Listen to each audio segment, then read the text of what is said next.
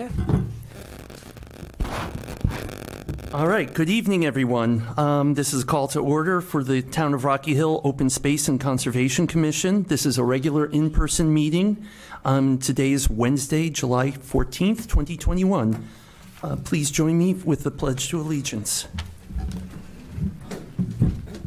I pledge allegiance to the flag of the United States of America and to the republic for which it stands, one nation, under God, indivisible, with liberty and justice for all.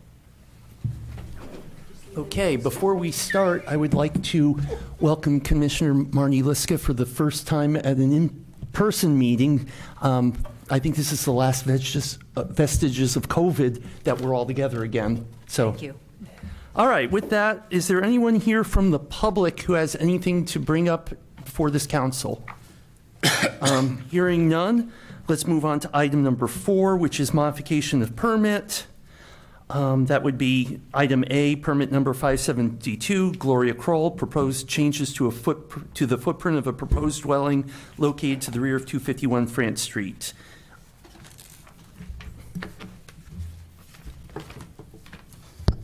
Good evening, Commissioners. Mark Reynolds. I'm a registered professional engineer. I've been here a few times to talk about this application through the subdivision process and last month for this modification.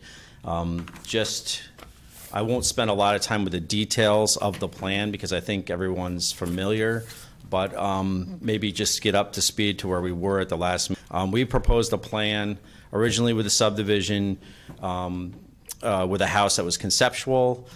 Since that time, we have the actual house, and we put that on the plan. It's a little closer to the wetlands than the original plan, so we're here for a modification. We had a lot of discussion at the last meeting about that, which concluded with the idea that we should get a soil scientist's opinion about the wetlands and the required buffer to maintain protection for the wetlands in the area.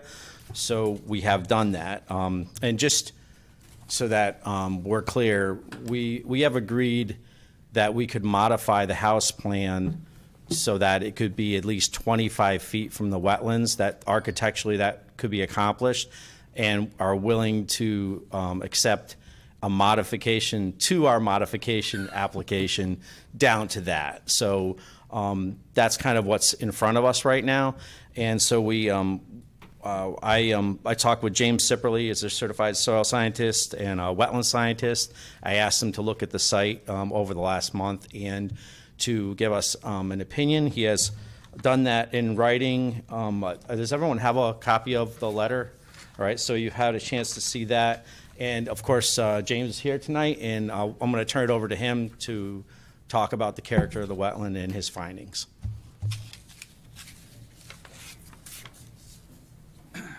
Good evening, Commission members, members of the public.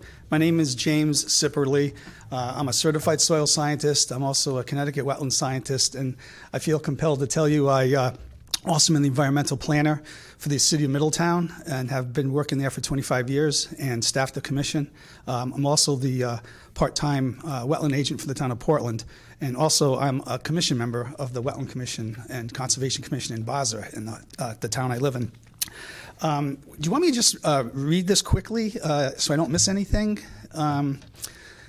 Does anyone need to have this read? I think we can just go by what you have to say. Oh, okay, good. So basically, I went out there and did an assessment on June.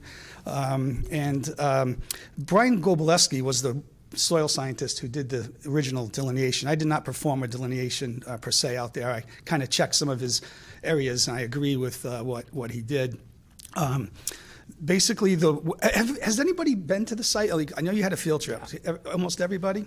Oh, okay. So the wetlands are located in a narrow band from 30 feet wide on the eastern part of the property to about 140 feet wide on the western property line, kind of heading towards the pond. The soil types are designated as poorly drained Leicester, Ridgeberry, Whitman, fine sandy loam. They're typical found in these depressions. There's a pond on the property that is half on the property. It's at the corner of a town owned by the the corner of the property owned by land by the town of Rocky Hill. The pond had stagnant water in it when I was there, a very large, thick layer of algae. It's being basically eutrophied. There's really not a lot of flow getting into it. I don't know if it's because of surrounding lawns and up above in the watershed, but it's not quite as healthy as it could be. The wetlands are shown on a map that was field located by Mark Reynolds, and the wetland basically is a forested wetland area. Okay, that's the general classification. And there's a couple of functions that are important. Basically, the biggest one is stormwater conveyance, surface water conveyance through that band. When I was there was no flow in the water course itself or in the wetland band. I do probably think that there's flow that it kind of meanders through. There's not a defined bank and channel. It's braided through there, and the land is undulating, basically because of the bedrock that's underneath the soil. And if you look at the elevation where the house is going to be, it's 6 feet higher from the toe of the wetlands. And along that 18-foot length, there's a lot of exposed basalt that's hard, exposed, weathered bedrock. That is stabilizing that whole bank, and that will continue to stabilize that bank because there's no disturbance being proposed. Of course, erosion sedimentation control is important for a successful project here to build that house. The proper installation, proper maintenance, and proper inspection is definitely required.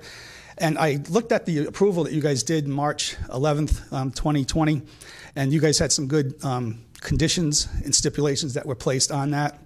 I agree wholeheartedly with them. I also found out that you guys extended the conservation easement 5 feet to the upland from the delineated wetlands, and that's definitely a good idea.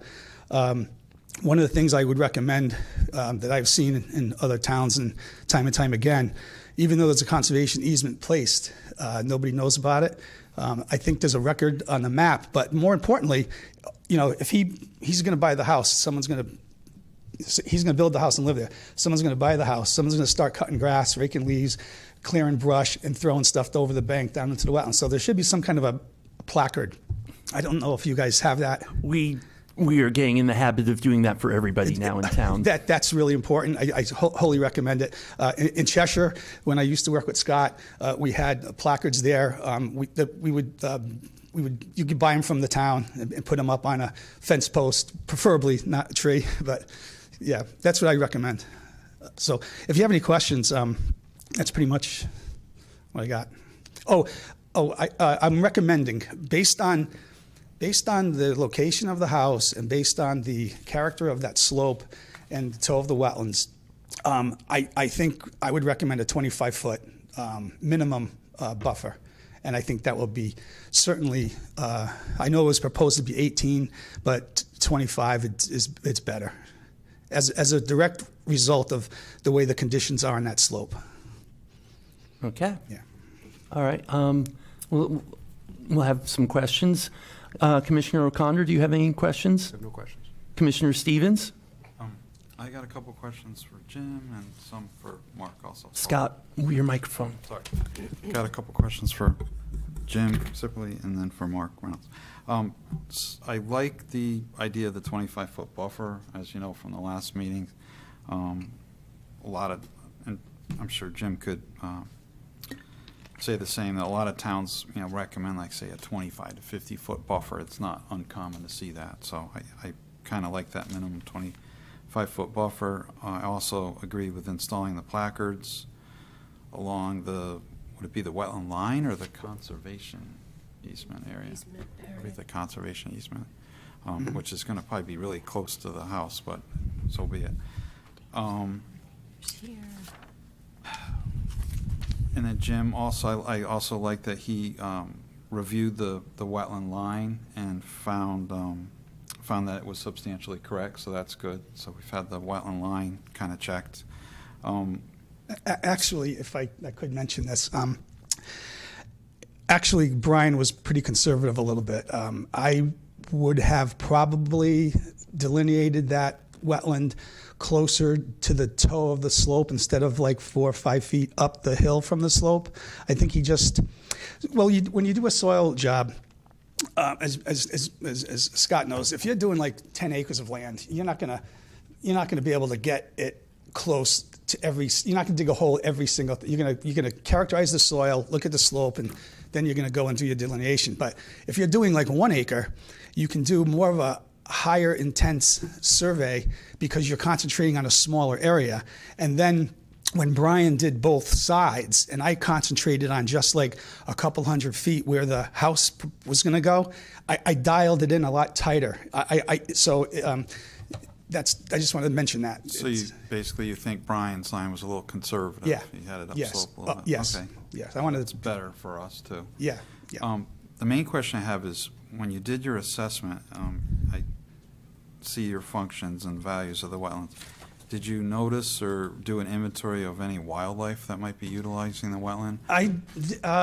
Let's see. And more specifically, did you see any rare and endangered species or species of special concern? I did not. In the pond, I did see a female duck with some ducklings kind of scurrying over the algae because I startled them.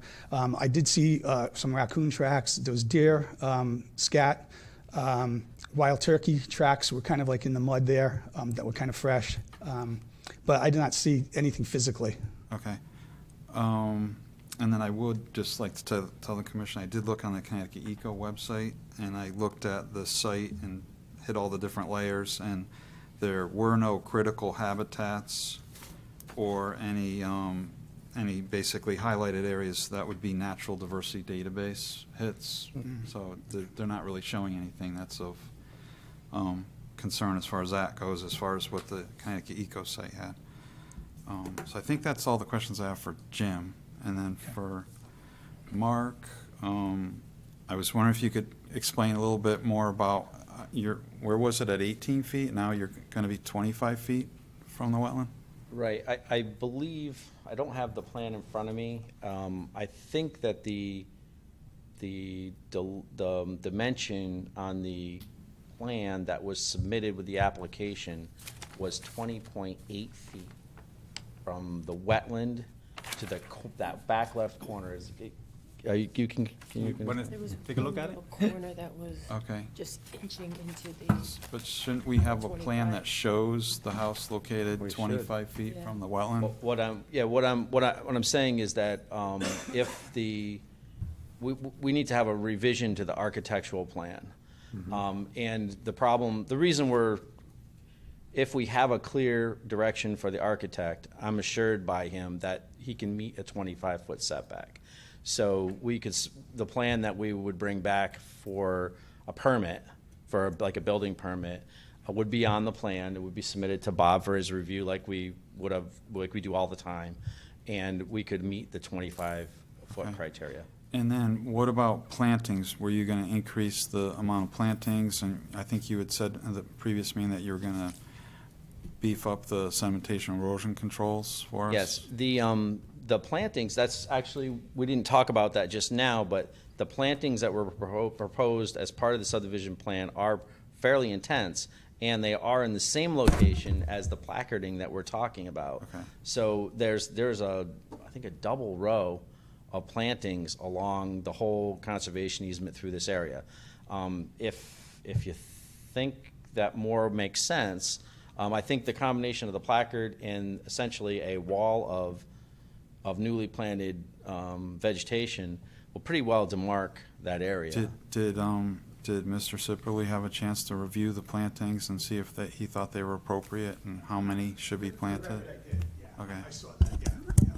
I agree, yeah. So you think the types of species and the concentrations and all that are appropriate? Yeah, I do. Some of the stuff is kind of really more of a in the wetland. wetland. The plants like more wetness, but that, like I said, that slope has bedrock. Exposed, solid bedrock. That's basalt. Trap rock. So it's going to be. challenging to put them where they should go, but we can make that work. So you might have to relocate them depending on. Yeah, a couple of feet here and rock there. outcrops Yeah, and exactly, things. yeah. And then would Jim be the one that would be, I think we had talked at the previous meeting about annual inspections of the plantings, and if any more than 15% mortality rate occurred, then they'd be the dead plants would be replaced. Yeah. So he would be doing that. I think that's about all I have for now. Okay, very good. Commissioner Zach? Nothing, thank you. Commissioner Whelan? I have some comments. This whole residence is built within the 100-foot upland review area, Yep. which after the first application, very much thought and consideration, this panel agreed to allowing the house to be built where it is. I'm not comfortable with shrinking this review area and getting closer to the wetland area myself. I am concerned about us setting a precedent of 25 feet. Anybody else could come in and/or we would require soil scientists to say how close can we be to this line. Say another soil scientist comes in and says we could be 3 feet off. Is that something that we're going to be allowing? My personal thought process is 25 feet is not substantial enough for me to get that close to the wetlands. I value the Crolls, and trying to get the bigger house and having in-laws there is a great thing. But that's my comment, and that's where my position. Can I address the precedent-setting thing? Yes. I've been staffing commissions for years. There's always a concern about setting a precedent, okay? And what I tell them is there's really not a precedent that you set, all right? Every site is different, every condition is different, every wetland is different. If someone comes in and says, I think it should be 3 feet, you deny it. I'm recommending 25. All right, because of what I just stated with that way that slope is and the elevation difference. Everything's going to be different. Every commission member is going to have to look at those conditions in order to basically not set a precedent. Thank you. That's Okay. all I have. Okay, Commissioner Schweitzer? What's the recommended spacing on those placards that you're going to place out there?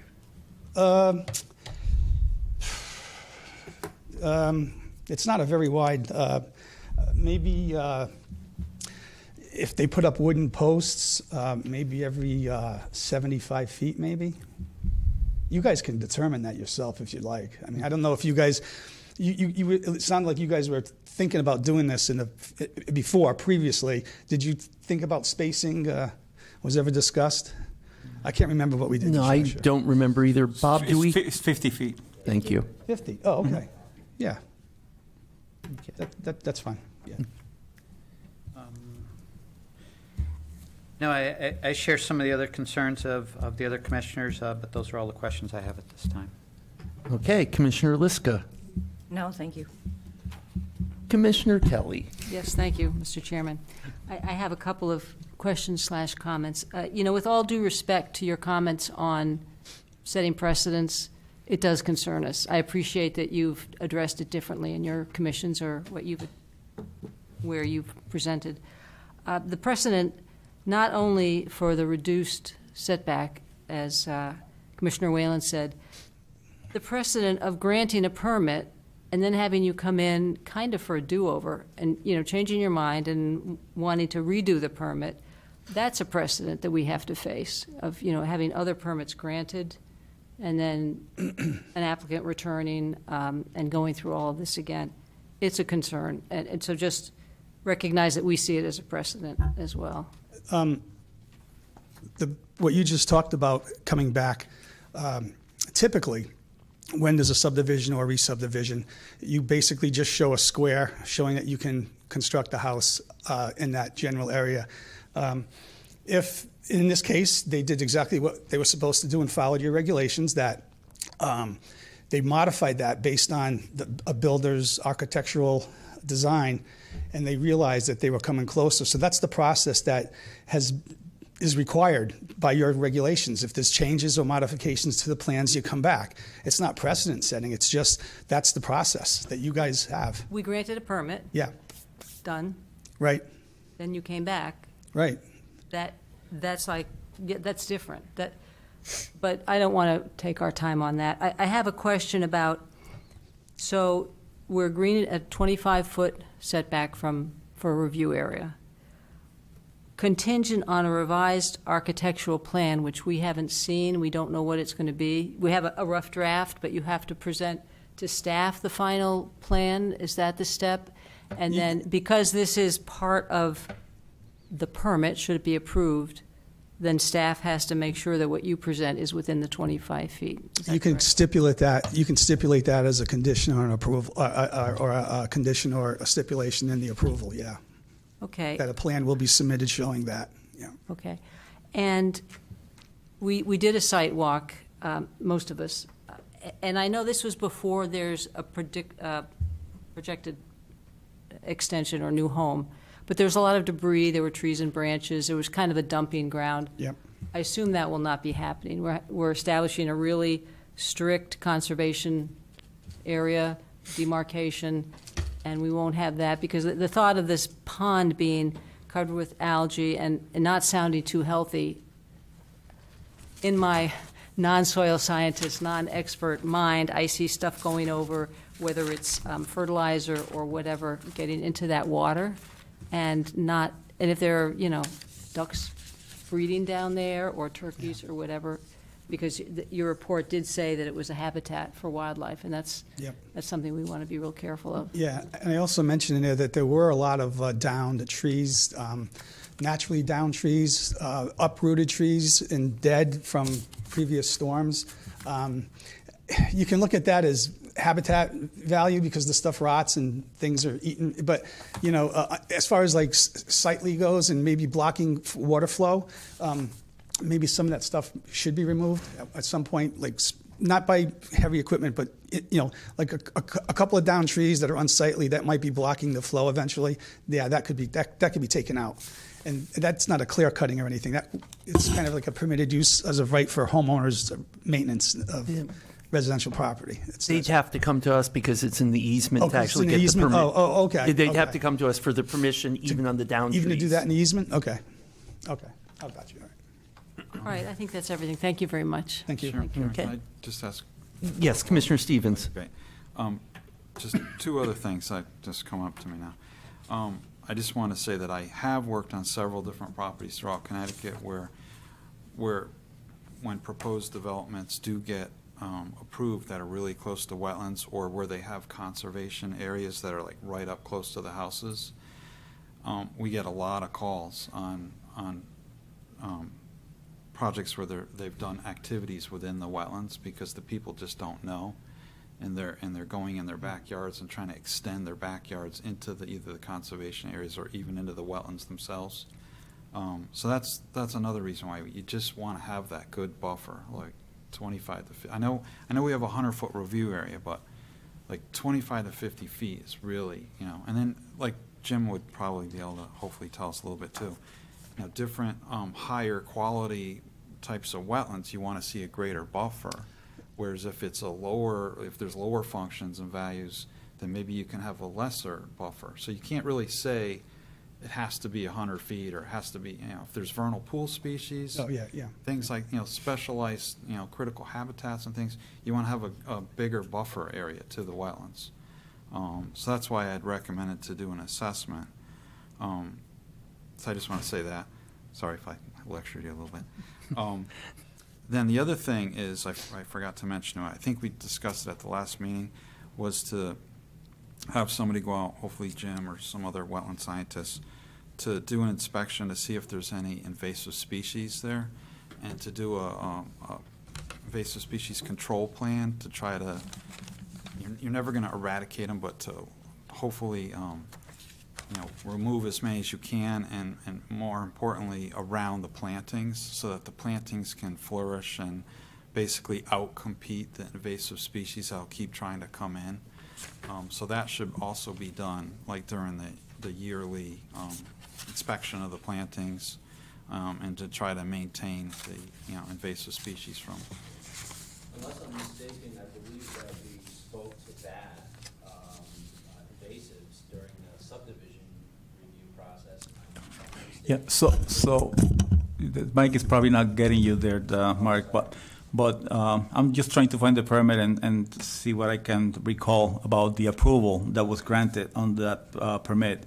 And, there was a few conditions that were placed on the original permit. And one of the conditions was that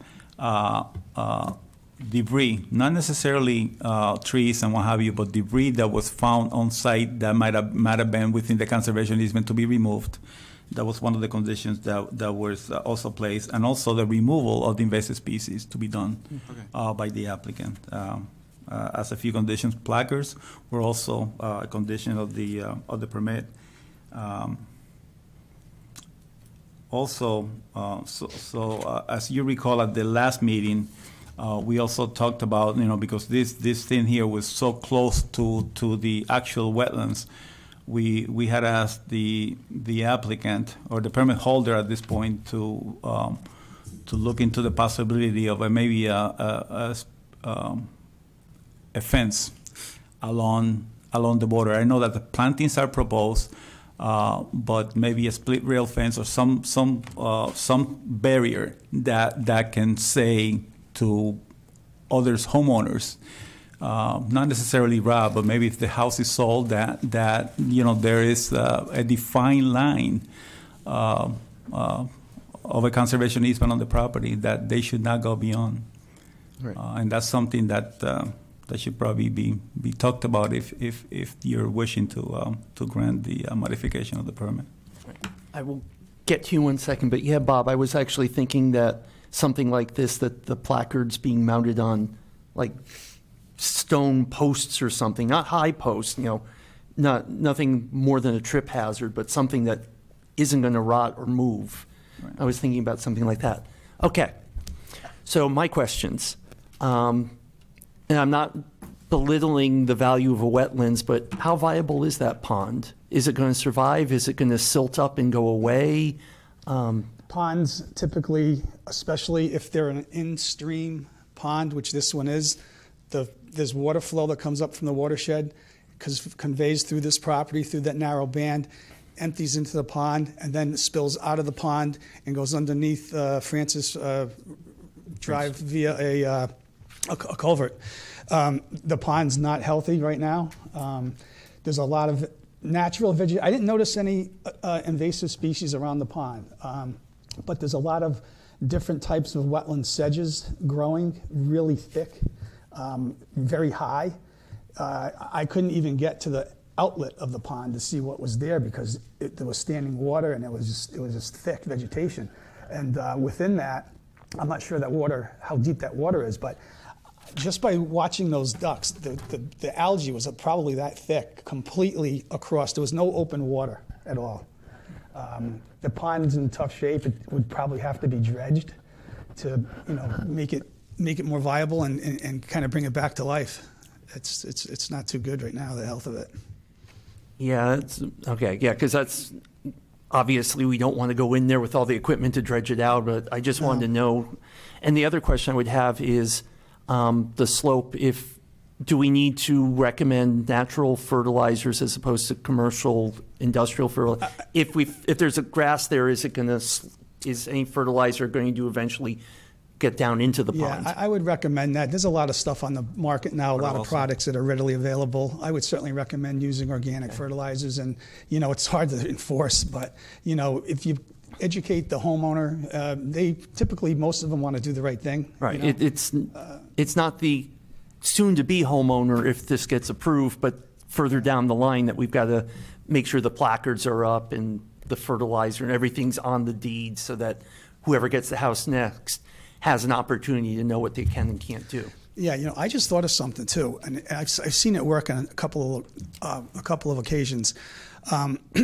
Early on, before algae starts growing in a pond, there's some type of a hay bale. I don't know if it's barley or what type of grass, but I've seen it where you purchase one of these, you can Google it. I've done it before. You can Google it. Hay bales to protect pond life or something like that. There's a certain type of hay bale grass that you can buy. It's kind of expensive, but what you do is you put a rope on it and you put an anchor on it and you put it in the pond, and it creates some kind of a chemical, whatever, that's not, it's natural, but it will prevent algae from growing. That might work if you put it on early in the spring when there's still open water.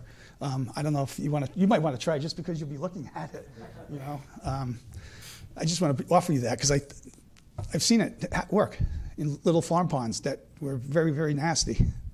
Yeah, well, that gets also back to it, since it's in the conservation easement, that you'd actually have to ask us to do it, although I think if you approach Bob, you would probably get a yes, go ahead and do it. The pond's also partially on town of Rocky Hill property.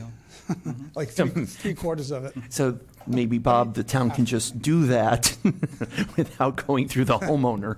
All right, I am done. I am looking for a motion. Oh, Can I make a comment? yes, Commissioner Liska.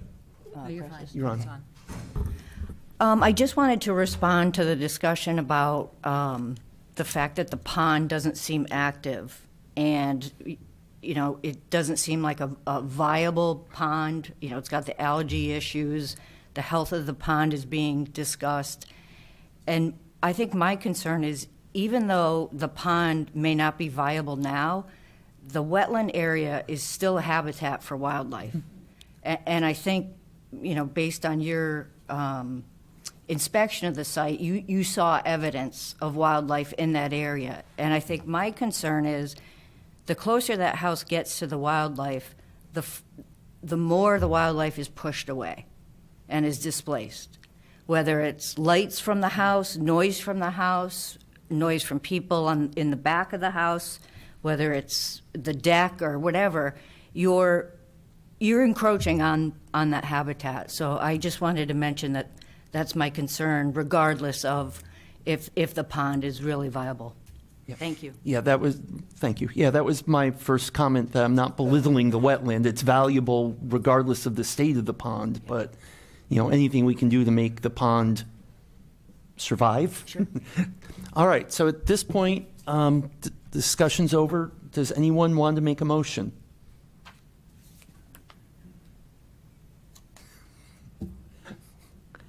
We can sit here all night, folks. I'll take a motion either in favor or against any motion. Did I make a motion? Sure. As an alternate? I'd like to make a motion that the application be rejected I second that. based on the 25-foot setback being too close to the wetland versus the 100 feet, or even the 41 feet that had been previously approved, had already been, a consideration. So I just think it's too close. Okay, do me a favor, I make a motion and then say to decline permit number 572. I make a motion to decline permit number 572, Gloria Kroll, proposed changes to the footprint of a proposed dwelling located to the rear of 251 France Street. Okay, do I have any amendments, or do I have a second? Second. Do I have any amendments? All right, hearing none. All those voting to deny the permit, raise your hand. It would be Commissioner Liska, Commissioner Kelly, Commissioner Whelan, Commissioner Zach. Drew, are you voting today, or are you alternate right now? Or An alternate. It's an alternate. I think you're alternate today, okay. And so those in favor of the permit, raise your hands. Well, we Wait. did. No, you're, all right, those who think there should be the permit approved, raise your hands. Looks like I'm it. Well, wait. Wait. No, you're making you're trying to see if it's being denied. Right, Yeah. right. So those who want to deny, those in favor of denying it, raise your hand. Those against denying it, which would be a double negative, but I'm against denying it. I'm against denying it. All right, so that's 3, 4 to 3. 4 to 3. I'm sorry, guys, your permit, your change to the permit's been denied. You still have the existing permit. Correct.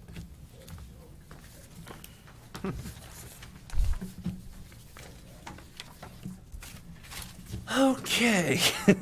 Number 5, application. You're welcome. Application for permit, Abdullah Enterprises LLC, proposed drive-through addition at 1380 Silestine Highway, Assessor's ID 04-552. Hi, my name is Mark Smith, CMG Environmental, and Salim, representing Abdullah Enterprises, is here as well. As you probably know, this project back in 2020, or this property in 2020, was renovated with a new filling station. There'd been a filling station, an old one was kind of come to the end of its environmental compliance, so it got new tanks, a nice new building, and I'll show you the existing. I don't know exactly how the system works. Are you already looking at what's on the screen here? Yes, we've got it on the screens. So that's the existing conditions plan, and that represents an as-built of the project that was just constructed in 2020. So what you can see here is, and I assume you can see my cursor? Okay. This is the new building. The new tanks ended up over here. New canopy and fueling islands. And this was our stormwater management area. We have this portion of the site just sheet flows and goes through a gravel, kind of a level spreader, and through some vegetation here, and then goes to our retention pond. What you see surrounding the pond, these dark dots, this is all the plantings that were approved and installed as part of the prior project. I was out there today. It looks like everything is surviving very well. I know we've had a lot of rain and everything, so maybe had an advantage, but everything looks healthy, and it's out there per plan, per the prior approval. So what the owner would like to do is install a drive-through. That's something that's really become more and more critical to this kind of project through COVID and all that. Drive-throughs are really becoming just a critical part of the business. So the drive-through lane would enter here, and it would go as tight to the building as we can get it, and we're making it as narrow as we can get it because the town requires a 22-foot lane. And you'll see when you do look through the plans that the way we've done our section, we're actually putting the drive-through lane over the retaining wall. So there's not like you have the 22-foot lane and then you got another 3 feet of retaining wall. We're coming up with a detail where we can basically have the, the guardrail and the fence right at the edge of that wall, and that's how we're going to get our 22 feet. And I'll get to the proposed plan here in just a second. So. This is the wetlands line right here. And so you can see right behind the building, there's a steep slope. And the drive-through lane is going to occupy that area where the steep slope is. So we'll be outside the wetlands through here, get behind the building. We're going to be just about with that retaining wall, just about at the wetlands, right at the toe of the slope. And over in this area here is where we start to have the permanent wetland impacts, which I'll show, and I'll give you the square footages. And then the drive-through lane comes around and exits right here. So that's how it sits on the that site. Now okay, let's see. Okay, so here's our proposed site plan.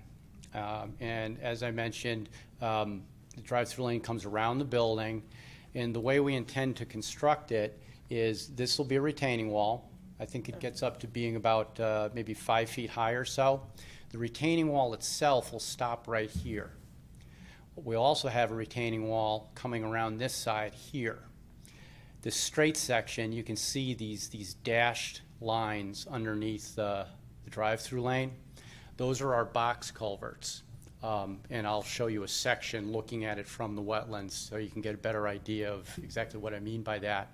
But the reason we're using the box culverts for structure is because it leaves open space underneath the drive-through lane, which lets us meet our flood storage. We are partially in a flood zone, so we had to design this in a way where we didn't reduce the flood storage. So while I have this sheet up, I'll just point out a few things.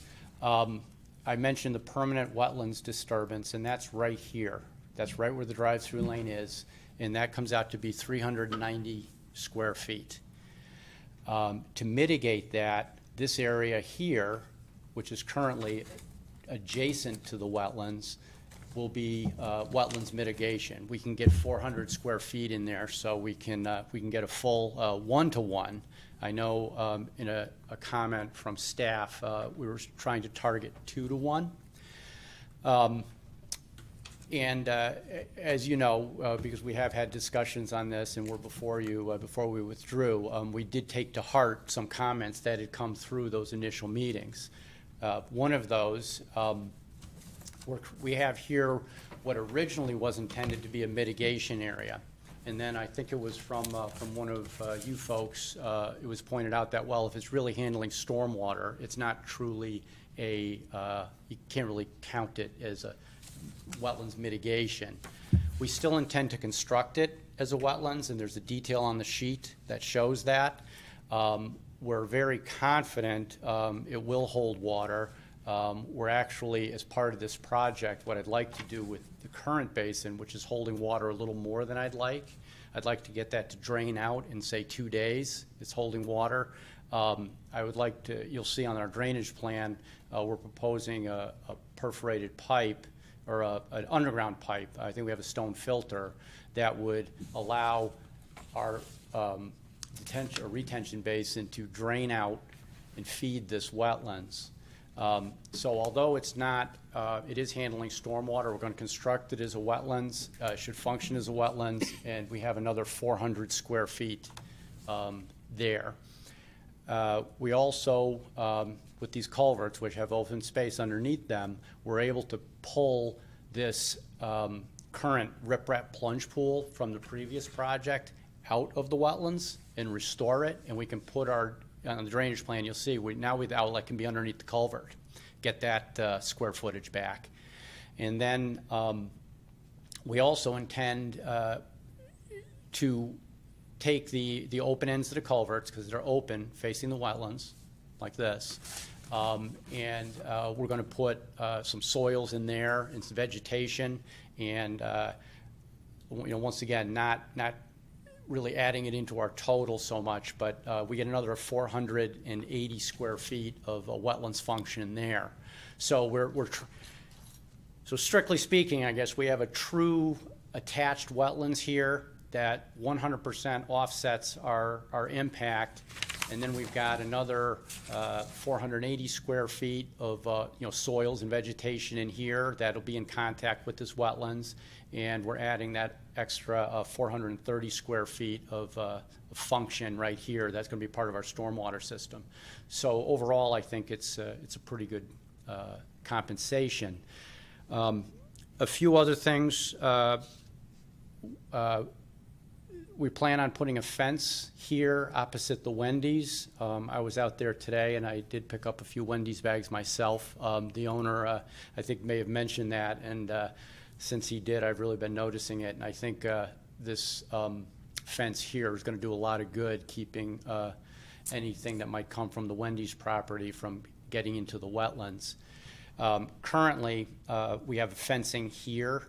We'll continue to have a complete fence. We're going to put fencing all along, a 6-foot-high fence right along the edge of this drive-through, also to catch anything that might get away from someone and try and blow into the wetlands. There are some trees that will be removed as part of this project. There were trees that we saved and tried to save from the prior project, but I think a lot of the large bittersweet vines had already taken a serious toll on those. So the intent is to remove a total of 7 trees, but you'll see in our planting plan we have 7 good-size native trees proposed. Also, you see on the planting plan we have some habitat planting along here, and getting to something that just came up in your last discussion. In these areas around the basins where things start to slope down towards the wetlands, we're going with wildlife seed mixes and things that aren't really going to be maintained like a lawn. We're not looking for a PGA lawn in those areas. We're looking for something that'll hold the slope well and not need that much maintenance and be a little more compatible with the directly adjacent wetlands. I think I should show you this culvert concept. This is the culvert. And so if you could imagine this type of unit, several of them side by side, all with their open ends facing the wetlands. And then this end, of course, would be facing the building and going into the slope. So you can see they're intended to, they're traffic rated, people do roads over them, and so what we can do is put them side by side and use them as the structure for our drive-through. It may take me a couple clicks here to find the right, okay, there it is, yeah. So what this profile here is showing is this is the back of the building, and this is as if you were standing in the wetlands looking at that retaining wall I described coming around the corner. This is the retaining wall at the exit of the drive-through leaving.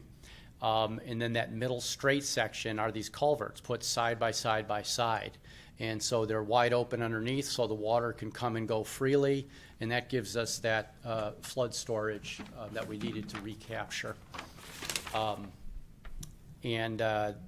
Right up above it right here, that's a section through the building, through that straight section.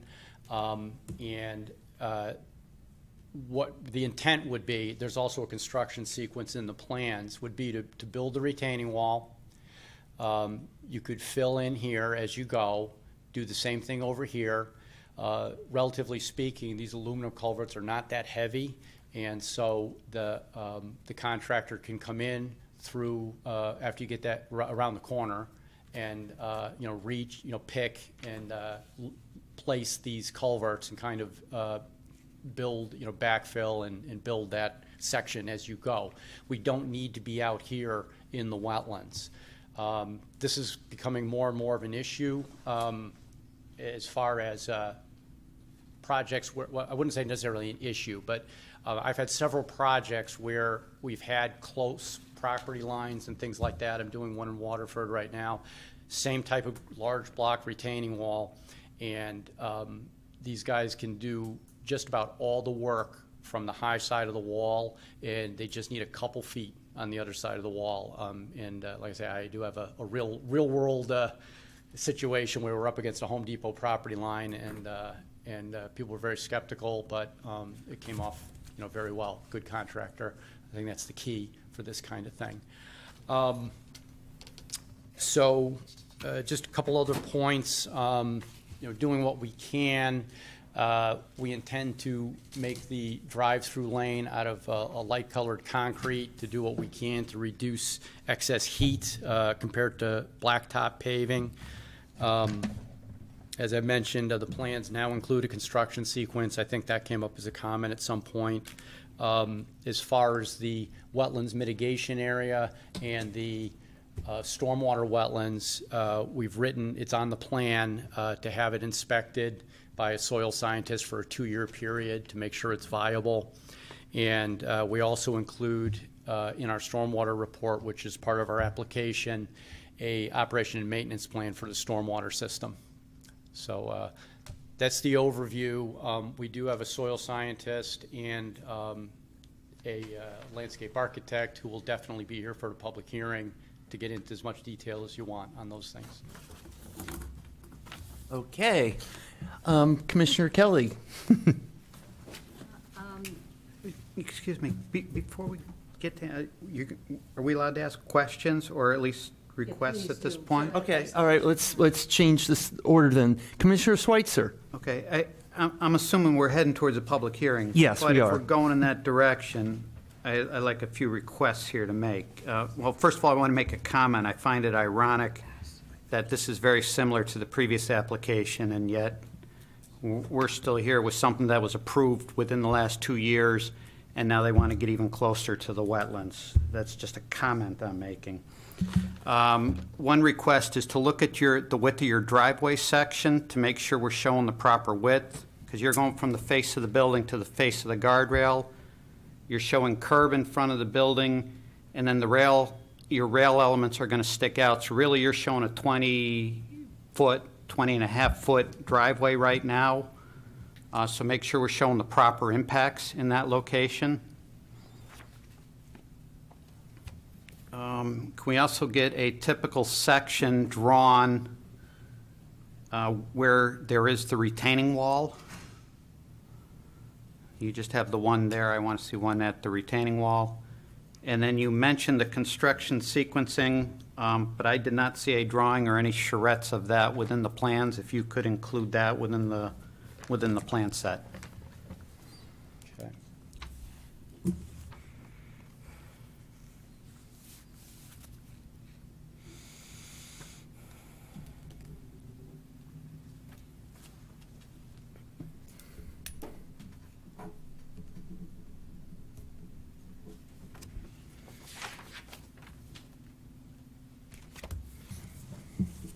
Okay, yeah, there was,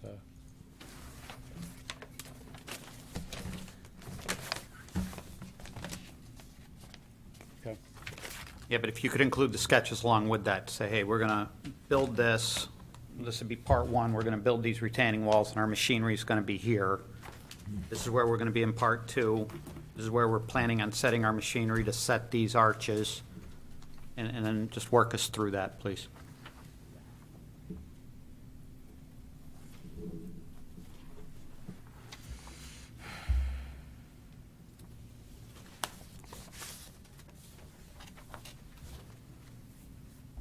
I'm all set. Okay. Commissioner Liska, do you have any questions? No, thank you. Commissioner O'Connor? I have a few questions or concerns, just comments. I'm with Commissioner Schweitzer. Is that, here we are, we have a system that built newer structure that's been done. The ecosystem is already starting to develop and working around what's been done there. And now I'm looking at it's like, okay, we could do culverts. Basically, you're making a bridge to make more land. And now it's, okay, well, I don't think too much I know from just wildlife and vegetation, it needs sunlight and everything else. So that draws concern for me that now we're just going to build basically a bridge to get a drive-through. I mean, it can still serve coffee. There's plenty of parking spaces there to serve the public, so that the need can still be there. It's just the convenience of not getting out of your cars is what we're doing. I feel our mission, or my mission is anything that I look at for proposals that come to us is the environment is what we're here for. Open space, what is going on with our system in our town, and how is the whole system working together? Our development and what's the environment doing? It just draws me large concern about, well, we're just going to take a little piece of the wetlands here, but we're going to give it back over here. That's not what wetlands is about. Wetlands is environment. It's Mother Nature. It's things moving on in evolution. So that draws me large concern. My last comment is you keep saying how we're gaining square feet of wetlands, but it's man-made wetlands. It's not natural wetlands. We're trying to force the nature to what we feel we want to do, not what the nature is saying it's doing. And I think that's just going to hinder what that part of town already has been very, very impacted in the last 20 years to development. And I think it's just going to more and more affect that. And you never know what other things are going to happen in that environment as far as development that we can't control, that is larger entities than us, such as the state or anything like that. Mm-hmm. So those are my concerns. Okay. Commissioner Stevens? Overall, I just want to say a couple things. Previously we were doing this online, not in person, so I think it was going to be difficult to do a public hearing.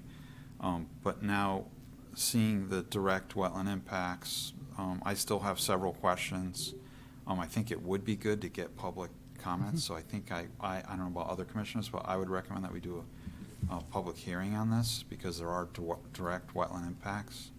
But I would like to just go through some of the my different comments so that so that the project can keep moving forward and making different improvements to see a possibility and, you know, a better plan for this at least.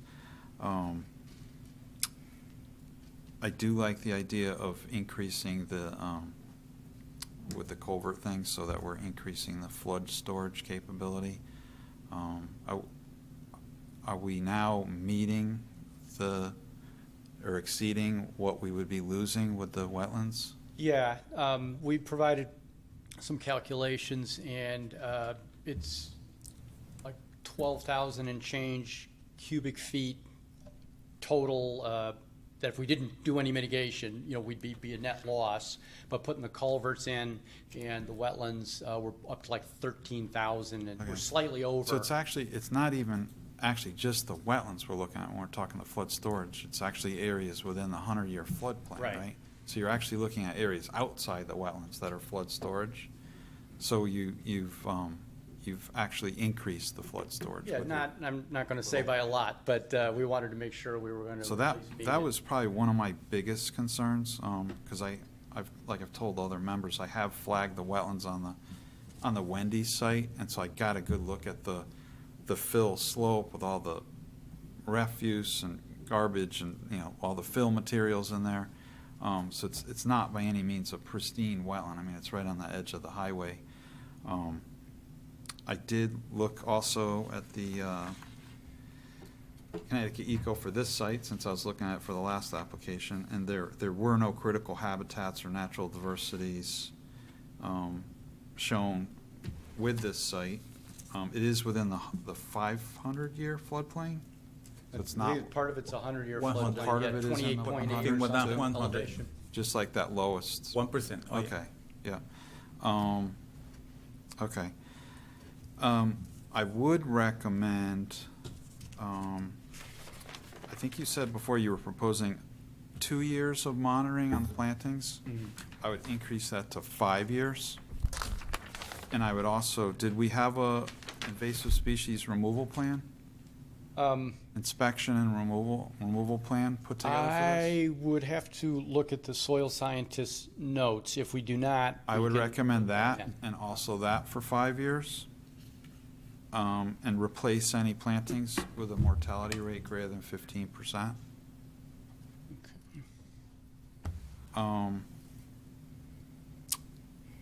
Let's see what else I'm trying to think. Oh, can you describe to me what, you showed us the plantings from it gets a little confused because we're looking at what was previously approved and what we're trying to go for with additional development, but can you tell us, like, specifically what additional plantings Yeah. you're going to do that were, you know, different from what was previously approved? Yeah, all the plantings that I mentioned on the survey, they all stay. And this actually goes back to some earlier comments on this project. We originally tried to create some wetlands in here by grading, but it's steep, so we kept chasing the slope, and it was going to result in a lot of trees being removed. So I identified the significant trees out there, and that's why we're not going to do grading over there. So there were several of these large trees which we can now keep. And then these trees here, they're down here listed, but all told, we've got 7 new trees Okay. to 3 to 3.5 caliper, 2 to 2.5 caliper.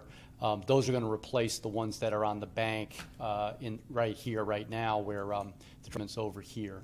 And then these were I think the habitat plantings the soil scientist was recommending. And then any open bare areas, you said you're gonna use the conservation seed mix? Yeah, that's you can actually see it here, conservation seed mix around the basin, And would that then be- down on this slope over Would here. that be periodically mowed, like maybe once or twice a year only? Or I will make a note of that, and I'll make sure that when the landscape architect and soil scientist are here, I just don't want to. Yeah. I don't have much of a green Yeah, thumb. So. I'd run that by Kate. Is it Kate you're studying? yeah. I would run that by Kate and see what she recommends, but Yeah. you wouldn't usually, you might want to try to maintain those areas to keep the invasives out, and maybe Yeah. mowing might Okay, because Yeah, be the answer, but you definitely don't want to mow it like because then you're, like you said, you're just gonna end up with a lawn. And, you know, we don't wanna do that. You wanna have a natural thing, and maybe, you mow it at a certain time that it's not gonna hurt the wildlife if they're nesting or breeding or whatever they're doing. So it might be a particular time of the year that you might wanna do that, but I would check with Kate on whatever she recommends for that. Or maybe she might recommend no mowing at all, I don't know. Yeah, I think it gets maintenance, but I agree, we'd want to understand the timing on it. I have a property in New Hampshire right now that we maintained according to the seasons, you know, after the butterflies are all gone. Right. Then we knock it down, But stuff she like would that. probably have that all within the invasive species control plan. Okay. So that would be something just to address that there. Like I said, I think because of the, just to reiterate, I think because of the direct wetland impacts, you know, we're here to review projects and see if there's gonna be a direct wetland impact, and if there is, then usually you'd go to a public hearing to get the public's input. So that's all I have right now. Okay. Commissioner Zach? Yeah, just one comment. I do agree with Commissioner O'Connor.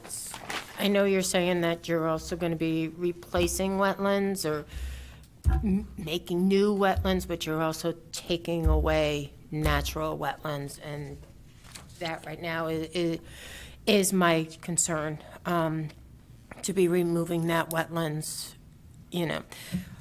I just have a question, just on the diameter of the culverts, basically, how long are they gonna?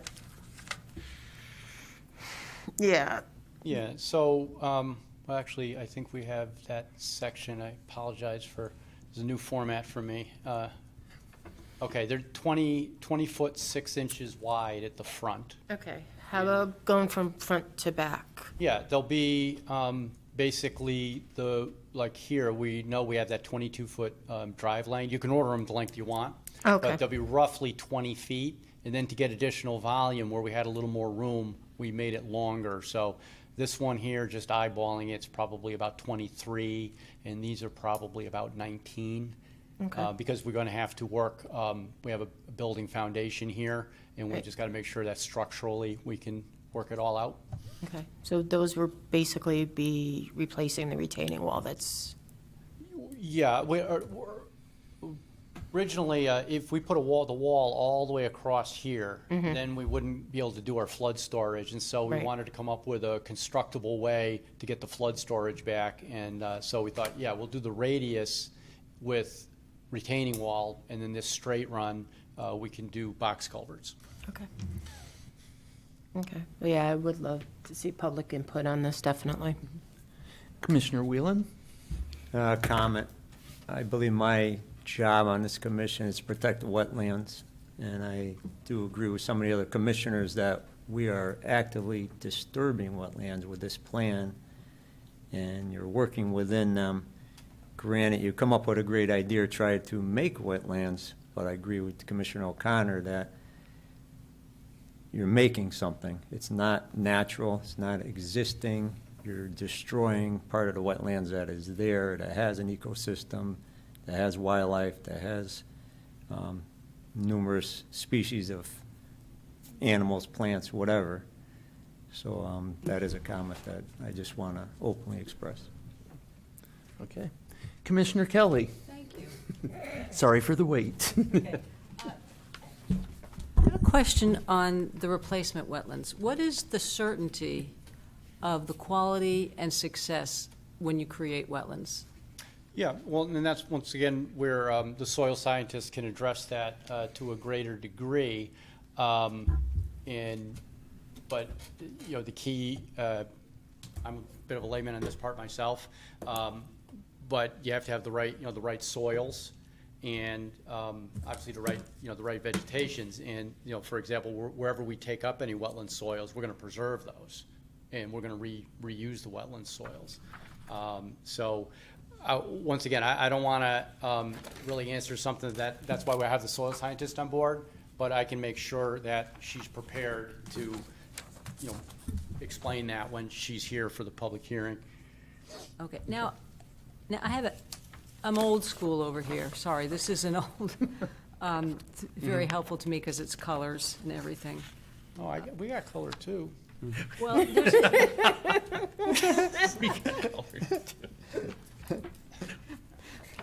Sesame Street over here.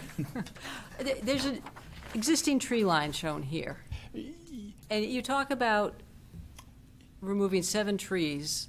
This tree line, is this just the natural border of the property? I mean, how do you define tree line over here? We brought that, and I can do it again. I had pre-photographs of, like, if you look at that plan, and we went through it, yeah, it's got this gigantic tree line right here. And so I had pictures from before the original project coming from this angle, and you can see a lot of it was shrubs that had been planted and never been maintained and grown.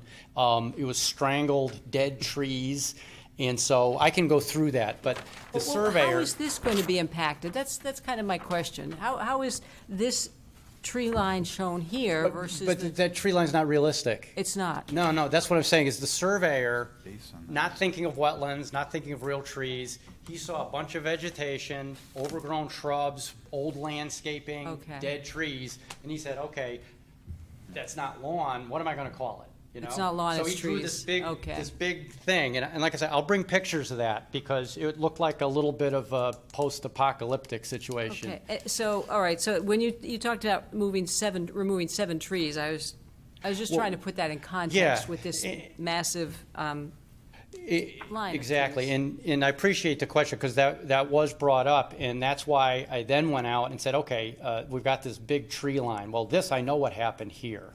And then I went out to go, all right, what actually is here that's not Oriental bittersweet and, you know, whatever that other stuff is, autumn olive or something. And I went and I measured these trees, and we located them in the field to find out what was really the canopy, what was really the trees. And so that's why we decided, well, you know what, there actually are some pretty good-sized trees out there, so let's not grade here, let's move it over to here. All right, thank you. That answers my question. Chairman, I got one more quick question. Yes, Commissioner Stevens. I haven't been out to this site, like I said, since I flagged the Wendy site. Have you cleaned up a lot of the rubbish that was in that swale? Yeah, I'm sure Salim will nod his head, but they did go in there and pulled out mattresses, shopping carts, old signs, all kinds of things, tires, and some of it had come from the highway. Some, you know, honestly, over the years had come from that site. And like I say, I think he'll shake his head, but it's a constant battle. Okay. I think I went out there today, and there was a shopping cart that I think just showed up. Right. And so, but I would actually was, but yes, they did a big manual effort to do that last time. And then one other quick question, does the wetland where it kind of goes down the slope and then it's running parallel with the highway, does that water, it goes back and forth underneath the highway with like I don't want to say with the tides, but with the flooding that occurs? Yeah, I read Kate's report and how this moves south to north. Yeah. And yeah, I believe it crosses under. Another 100, 200 feet up, there's a culvert. Yeah. Yeah, so it's definitely really a part of the, you know, highway drainage system, really.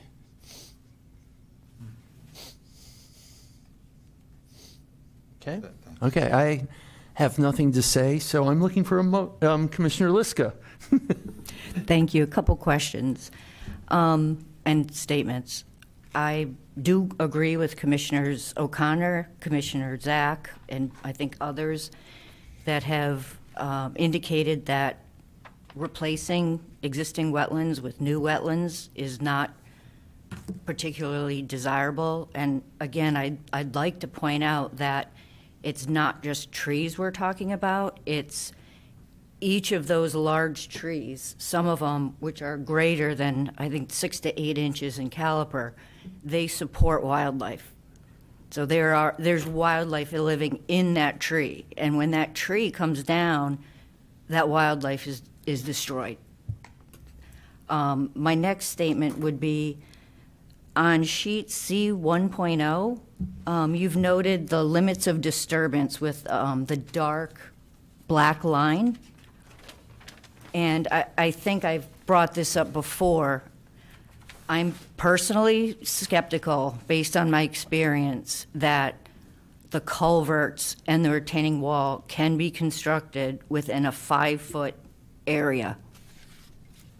When you think of a 5-foot area, this table is almost 3 feet.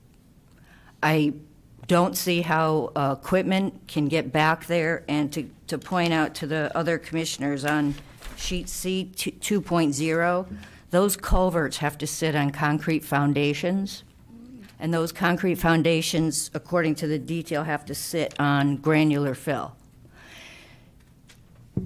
Based on the level of moisture in that wetland, the first thing that's going to need to happen is it's going to have to be dewatered. So the area for those footings is going to have to be separated by forms or some other method and drained so that it's dry in order to pour those footings. And I just wonder what that will do, what additional disturbance that will cause. I believe they're precast, so we don't have to pour them. And the stone, which is self-compacting, can be placed even if it's wet. Yeah, again, I just have concerns. I know they're large culverts. They're going to be probably set by a lull with chains or even a crane. And they can't be set from the wetland side. And there's no place to set them behind the building because you haven't created a surface yet. So you're going to have to set those from either side of the building, which I think is the most,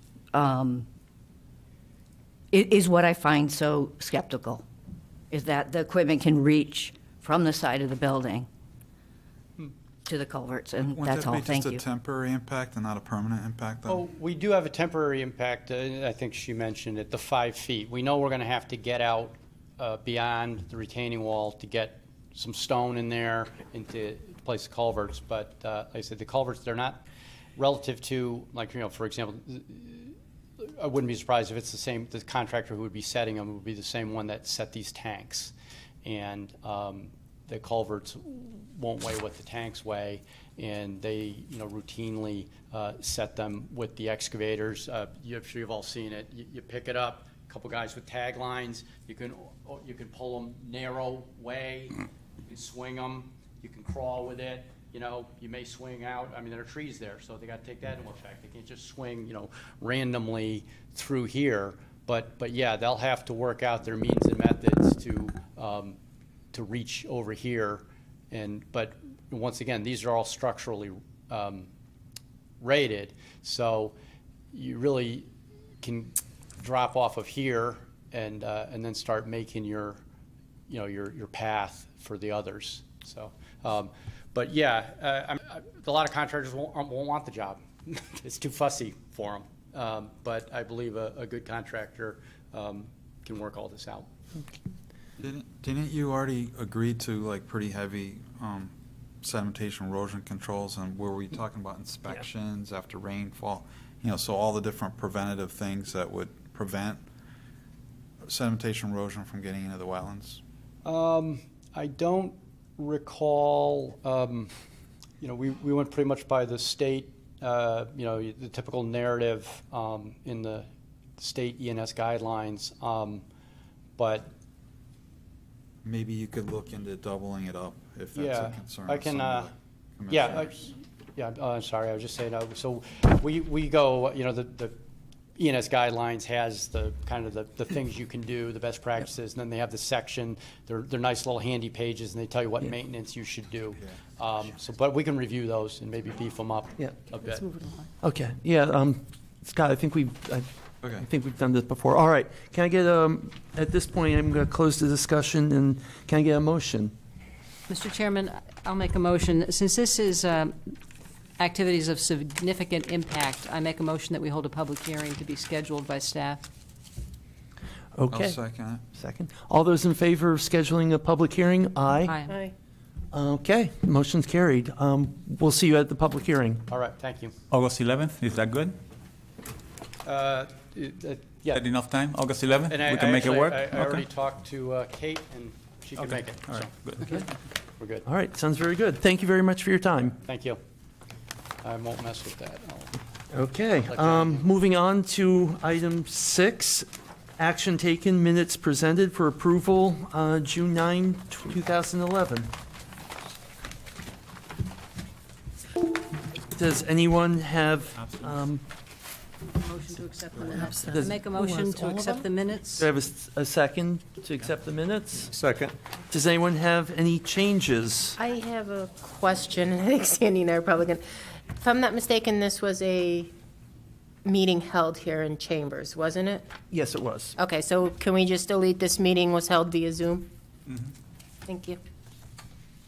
Okay, any other changes besides removing I the have- Zoom? One on page 2, a motion was made by Commissioner Stevens to lift the cease and desist, not list.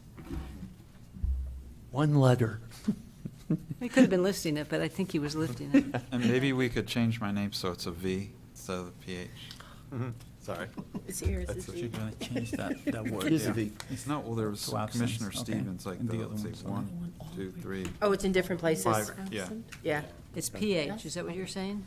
It's V, it's V. with It's a V. V, but the fifth, like, paragraph Let down. me just Yeah. double check. There could be other ones, I don't know. I didn't look at them all. Okay. Can- Yeah, yes, Can I just ask a quick question about the meetings? I just want to double check, at the June 10th meeting, Marnie Liska, Mukesh Desai, and Drew O'Connor, were they absent from that meeting? They were all absent, that's true. Just want to correct that, whenever we get a chance.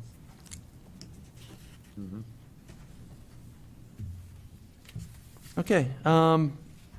If no one has any else, can I get a motion to approve the minutes? I made a motion. You already made the, Now we need to vote. okay, so vote to accept the minutes. All those in favor? Aye. Aye. Okay, minutes approved. Okay, discussion. Number 7, discussion, Plan A, Plan of Conservation Development, Plan Implementation Committee. No update this month. No update. Okay. B, status report. All right, so let me just bring you up to speed and some of the things that are going in town. I think it's public knowledge that as far as the farm is concerned, Straska's Farm, the town did receive a remediation grant, almost $900,000, right? $880,000+ for, it's a Brownsfield grant for the completion of the remediation that needs to be done on the property. And that includes, of course, the house, removing the house and the arsenic and other items there that we have been dealing with. The foundry is still, we have not heard from them. As far as I know, I think they're talking back to the state to see whether or not the plan of removing the towers is something that the state is going to stick to. As I said before at the last meeting, I got an update from Attorney Romano stating that they're still committed to completing this plan. But again, we have not heard from them this past 4 weeks. And May I ask a question on the foundry? yes. May I ask a question on the foundry? The permit, item 2 on the permit was removing those cement towers. Yes. How can they not do that now? Well, so any changes that are to be done on this site, if like any other permit that are coming before you, if they do want the changes, they have to come before the commissions that have approved the permit as is. So I would anticipate that will be one of the conditions or one of the changes that they might be coming before you to have waived. And I know I'm jumping topics, but Right. this will be under the new length of permit Yeah. process? Okay, I won't, I'll let you go. Yeah, I know. That's right, Bob, I wanted to ask you, how much time is left on that permit? long time. Oh, gotcha, I gotcha. Time. I'm gonna be, I'm gonna be. You're going to be retired. I'm gonna be very old by the time that permit is expires. So. But anyways, that's all I have as far as the ongoings in town. And also, I just wanted to point out that if you do see people clearing land in town, I mean, we have the MDC contractors clearing their easements throughout the town, and this is something that they're going to be doing for the next few months. We have met with them. So far they're doing a good job.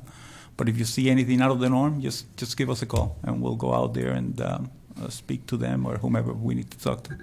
Bob, would you like to give the phone number that we should call at? All right, moving on. C, open space. The Farmland Committee met, our last meeting was on site at Straska Farm, and it's amazing. It's getting so cleaned up, and there's still stuff, but it looks great. There is so much land there, even with the farmers who've got their lots tilled and planted, land for community gardens, maybe more leasing availabilities, all things that have to be considered. This is all pure conjecture, but it looks great. And now we got the grant, thanks to Ray Carpentino, who wrote for the grant to take the house down. That's huge. That opens up all the more possibilities, so it's looking great. Commissioner Kelly, how does the actual farm growth look, the plants that are actually planted? The weeds are really happy. It's amazing. Especially When they those in front of the house, From too. 1 month to the next, where they clean the land, it's just like knee-high or better, right, in Better, weeds. The right, farming correct. land looks great, right? What would you say, Franny? You can give your input. That's Is it successful? Growing great, It's very good land? successful. Yep. Yeah, Crops so- are growing well up there. Yeah. Thanks for that. All right, D, legislation. So there was a little bit of legislation that came before the town. One of them was, I believe this was a PowerPoint presentation by Halloran and Sage, our town attorney, Richard Roberts. And you did see this pamphlet, legislation, and the fact that the Planning and Zoning Committee has to move forward onto the affordable housing that is mandated by the state. There's also training that is also involved. I thought at first training was also part of the Wetlands Agency members, but they're not. Training is for Planning and Zoning members, for planning commissions, zoning commissions, or zoning board of appeals commissions. And there's a certain amount of, like I said, training mandated beginning in 2023. Including training on affordable housing, does not pertain to wetlands agencies. There's also, as part of that, there was a change in the approval process, and maybe it has to do with COVID. And basically, I sent you a sheet on that. They states that basically some permits that were basically approved from July of 2011 to 2020 to 3/10 of 2020 are now have an expiration date of 14 years with another 5 years of possible extensions on it for a total of 19 years. So what does that mean for us? It means that permits like the Foundry, which was due to expire in 2023, in October of 2023, are now going to go to 2032. Oh, God. So they They'll have are to stay on gaining the another 9 years. I'm not sure who was the author or who was behind this change. But so in our permits that we have issued, in your permits that you have issued, this affected 26 permits that have been issued by this committee, but 13 or 14 of them had already been completed.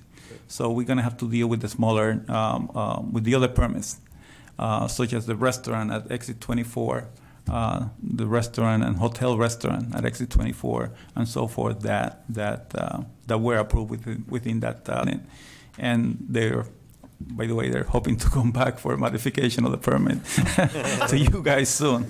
Also, so you know, as part of the legislation, they were basically saying that any permit that is granted by an inland wetlands agency has to expire at the same time as the planning and zoning permit that was issued. So in other words, if a permit from the wetlands agency, say, was approved, say, in July, and a planning and zoning permit to the same application was approved, say, in December, so the expiration date and the effective date of that permit will be then December. Mm-hmm. Okay, so that is something that is new, and again, those new permits could be valid for up to 10 years, not 19 years, and that's all I have. Okay, conferences? None. None. All right, moving on, correspondence and communication. None. Oh, come on, Bob, there is one. There is? Yeah, the letter we have here from Steve Sopelak to the owners at 311 Whitewood Drive. Yeah. I'm really happy that they asked us to cut the trees down, and we said, yeah, they're dead trees, take them down. Yeah. Thank you for asking first. Right, and the reason being that, as you recall, if that address sounds familiar to you, was because that address was in front of you for a cease and desist order for something that they didn't do right, and they have to plant trees within the conservation easement. Not as many as the fellow at 10 Ramblewood, but there was an encroachment, and we made him plant some trees, and now, when something happens on the property, they sure got the message, and they are calling. Okay. So. Okay. All right, so any other business? Seeing none, would someone make a motion to adjourn? So moved? Second? Second. All in favor? Aye. All right, 7:27, I call this meeting adjourned.